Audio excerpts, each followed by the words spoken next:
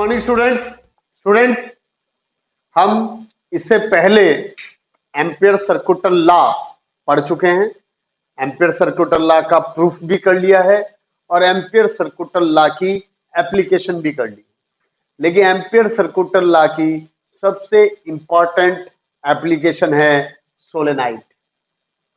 Solenoid application क्यों है, why solenoid is a application of ampere circuital law, वो हम डिस्कस करेंगे यहां पर। पहले मेरा क्वेश्चन है, व्हाट इज सोलेनाइड?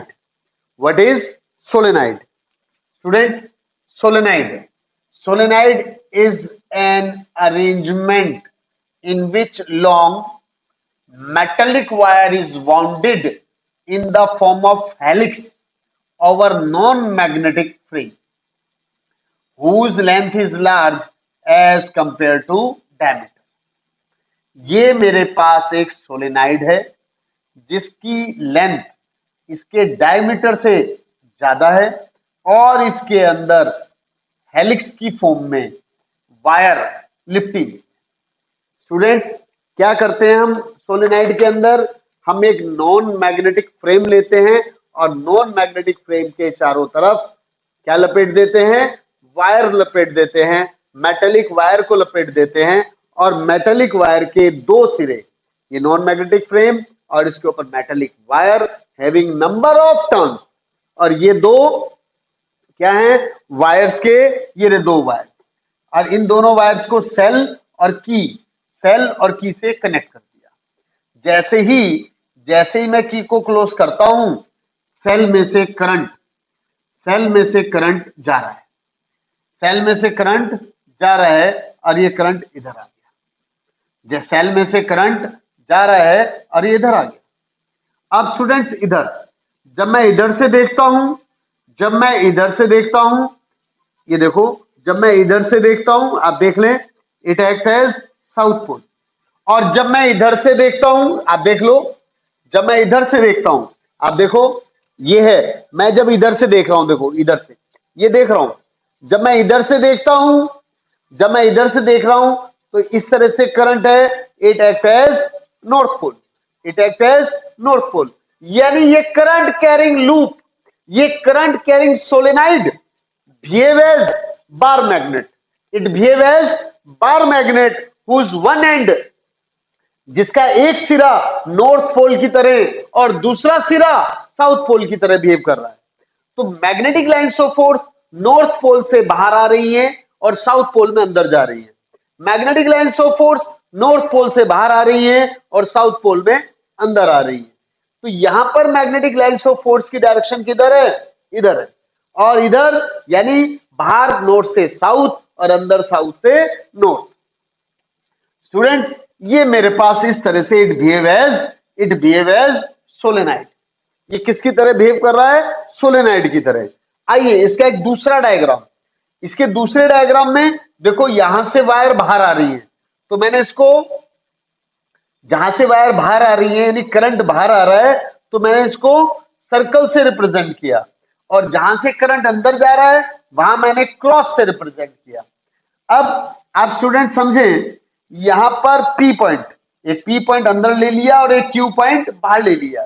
तो पी पॉइंट के अंदर मैग्नेटिक लाइन्स ऑफ फोर्स,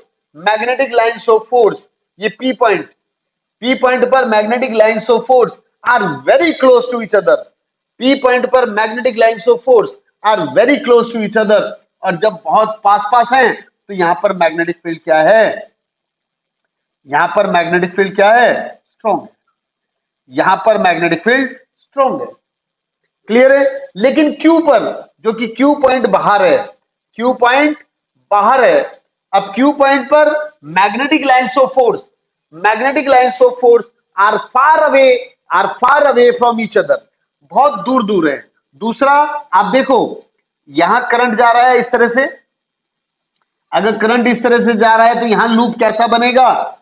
ये लूप बन गया, यानी यहां पर मैग्नेटिक फील्ड की डायरेक्शन ऐसे, और इस लूप की वजह से, इसके बराबर में जो लूप है उसकी वजह से मैग्नेटिक फील्ड की डायरेक्शन ऐसे। तो आप देख लें, यहां पर इस तरह से और ऐसे ही यहां पर इस तरह से ये है। तो यानी इस पॉइंट पर मैग्नेटिक फील्ड इक्वल और अपोजिट इन डायरेक्शन, तो ये एक दूसरे के इफेक्ट को क्या कर देंगी, कैंसिल कर देंगी।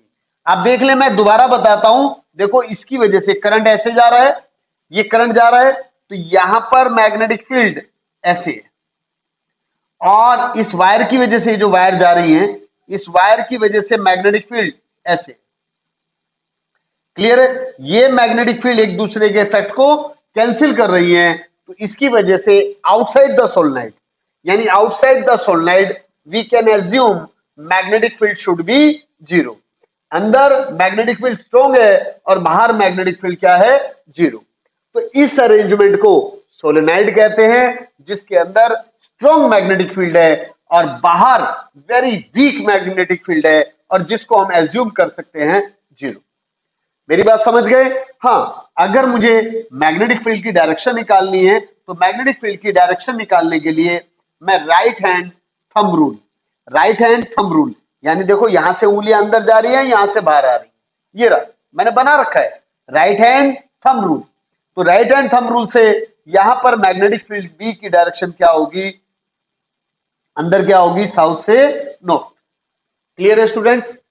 अब इसके अंदर हमारा नेक्स्ट डेरिवेशन है magnetic field well inside the solenoid. Magnetic field well inside the solenoid using ampere circuital law. किससे? एम्पियर्स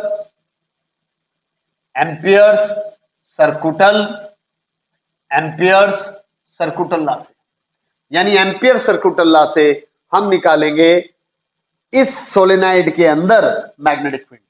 इस सोलेनोइड के अंदर, ये रहा सोलेनोइड, इसके अंदर मैग्नेटिक फील्ड निकालना है। तो to determine magnetic field well inside the solenoid, let capital N total number of turns, capital L length of solenoid, ये रहा, ये हमारे पास क्या है, length of solenoid. Small n capital N by L, यानी number of turns per unit length. अब क्योंकि मुझे B निकालना है सोलेनोइड के अंदर, तो to determine B well inside the solenoid, let us draw ampere's loop ABCD। Ampere's loop ABCD जो करंट को क्या करेगा, एनक्लोज करेगा। ये करंट को क्या करेगा, एनक्लोज करेगा। अब यूजिंग एम्पियर सर्कुटल लॉ, क्या है ampere circuital law, line integral of magnetic field is equal to mu naught times total current enclosed, mu naught times total current enclosed. Line integral किसका, path ABCD का। Line integral किसका होगा, इस ampere loop का, जिसने current को enclose किया हुआ है। अब मैं इसको ऐसे लिख सकता हूं, A to B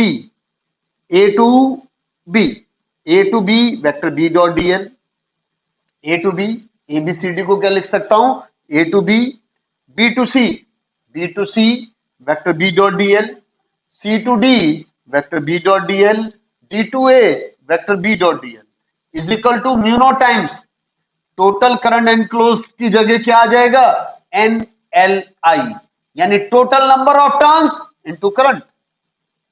तो BDL, B की डायरेक्शन भी यही है, और AB जो DL है, DL की डायरेक्शन भी यही है। तो एक्चुअली थीटा क्या होता है, angle between B and DL। तो B और DL के बीच में एंगल कितना है, जीरो। तो BDL cos zero plus BDL, B यहां पर है और DL यहां पर है, तो B और DL के बीच में एंगल कितना है, 90।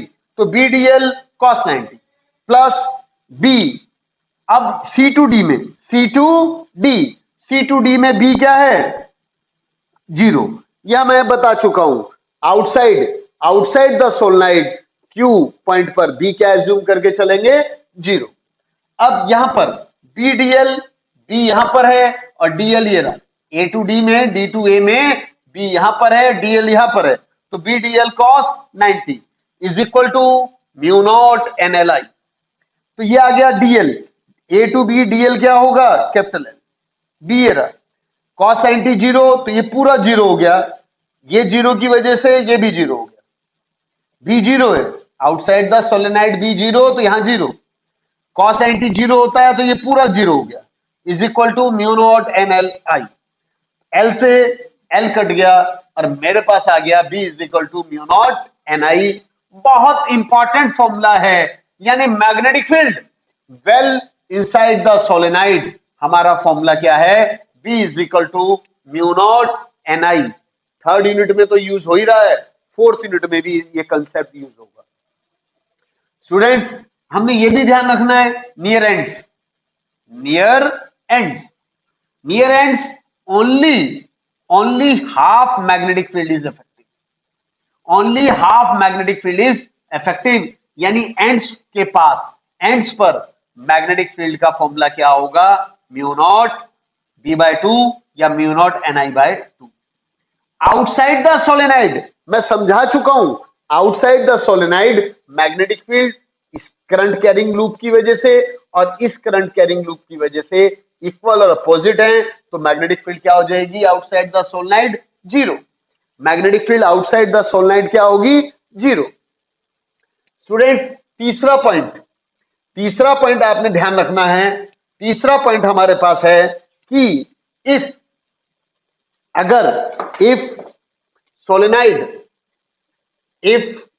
Solenoid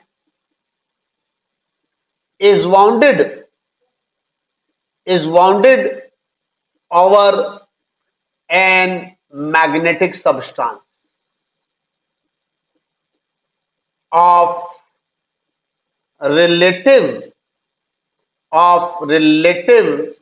permeability mu r, then B, तब B क्या हो जाएगा, म्यू आर टाइम्स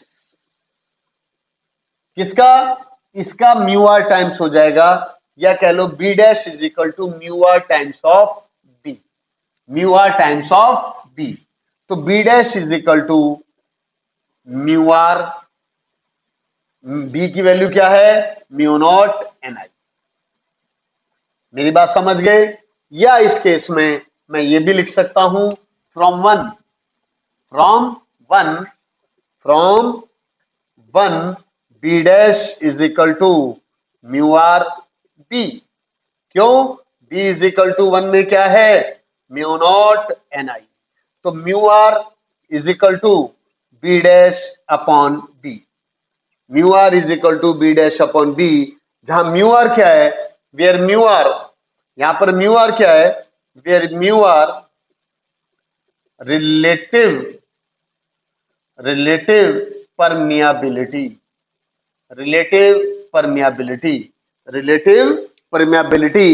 जैसे कि आपने पढ़ा हुआ है, आपने फर्स्ट यूनिट में पढ़ा था रिलेटिव परमिटिविटी क्या होता है, एप्सिलॉन अपॉन एप्सिलॉन नॉट।